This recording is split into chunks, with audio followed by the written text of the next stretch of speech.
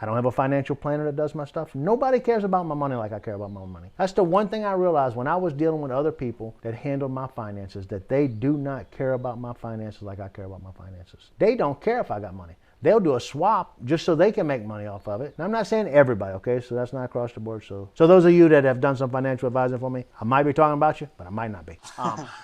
You know who you are. You know what you do. But I have my best interests at hand. I want what is absolutely the best thing for my family. I want my wife to feel safe. I want my kids to feel safe. So I have 100% control over that. Now, if I'm going to go out and I'm going to half-heartedly do everything that I do and say that I have my family's best interests at heart, but yet I don't put in the time to make sure that I teach myself and learn the things that I need to learn to be able to do that, shame on me. That's a lie. I'm lying to myself about what I want or what I'm going to do. I can want the best for my family and not will be willing to sacrifice the time it takes to give them what's best. Okay, then I need to probably push that off on somebody else that is willing to sacrifice the time. For me, now it's about my kids' future, because my wife and I could quit everything we do right now and never work another day in our life, and we could live an incredible life.